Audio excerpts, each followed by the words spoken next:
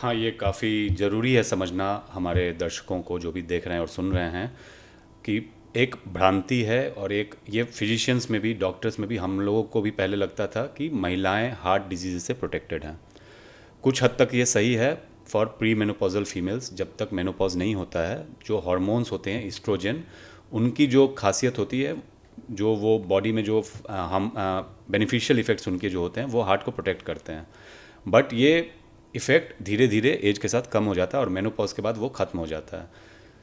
अब heart disease महिलाओं में पहले जो मानते थे कि कम हो रही है, अब ऐसा नहीं है, क्योंकि महिलाओं में भी डायबिटीज़, ब्लड प्रेशर, मोटापा, एक्सरसाइज की कमी ये बढ़ती जा रही है। और जब ये फैक्टर्स महिलाओं में जब आ जाते हैं तो जो इस्ट्रोजन हार्मोन का बेनिफिशियल इफेक्ट जो मैं बोल रहा था वो ख़त्म हो जाता है। अब जब ख़त्म हो जाएगा तो उनके भी हार्ट डिजीज़ होने के चांसेस उतने ही होंगे जितने कि पुरुषों में होंगे। दिक्कत अब आती है कि डिजीज़ तो हो गई, हम पहचान सकते हैं कि नहीं, यहीं पे सारी प्रॉब्लम आती है, क्योंकि महिलाओं में सिम्टम्स टिपिकल नहीं होते हैं। इनको हम बोलते हैं एटिपिकल सिम्टम्स। जैसे हार्ट अटैक हो गया, हार्ट अटैक का सबसे कॉमन सिम्टम है चेस्ट पेन, सीने में दर्द, अचानक पसीना आना। ये सबसे कॉमन सिम्टम है जो हार्ट अटैक का लोगों में भी यही समझाया जाता है, डॉक्टरों में भी यही समझाया जाता है कि ये चेस्ट पेन जो है सबसे प्रमुख लक्षण है हार्ट अटैक का। बट महिलाओं में ऐसा नहीं है।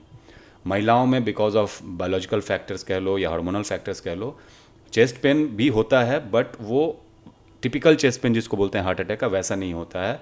इनमें और अदर सिम्टम्स ज़्यादा प्रमुख होते हैं, जैसे कि अचानक से सांस फूलने लगना, बहुत कमजोरी आना, अनयूजुअल वीकनेस, चल नहीं पा रही हैं, सांस फूल रहा है, चक्कर, बेहोशी, ये उल्टी आना, ये सारे सिम्टम महिलाओं में ज़्यादा होते हैं during heart attack rather than typical chest pain.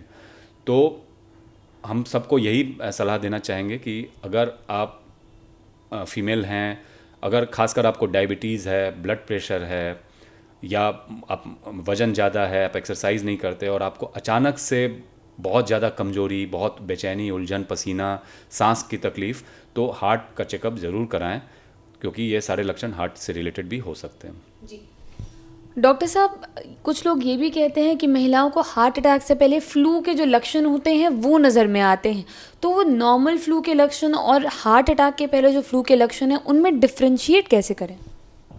नहीं, देखिए, फ्लू अलग, फ्लू के लक्षण अलग हैं, वो इन्फेक्शन है। फ्लू एक वायरल इन्फेक्शन है जिसमें सर्दी, खांसी, बुखार, जुकाम ये हो सकता है।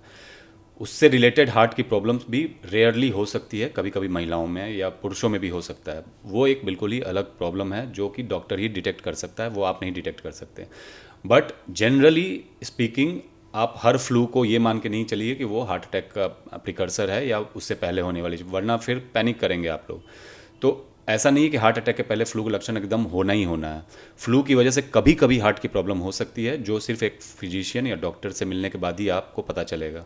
हाँ, बट जो मैंने लक्षण बताए, अनयूजुअल सिम्टम्स, बिल्कुल अचानक से कमजोरी आ जाना, बहुत ज़्यादा सांस फूलना, अचानक से उल्टियाँ होना, छाती के ऊपर हिस्से में दबाव या बिल्कुल दर्द नहीं बट कुछ अनयूजुअल फीलिंग होना, तब आप सस्पेक्ट करें कि आपको हार्ट की प्रॉब्लम हो रही है।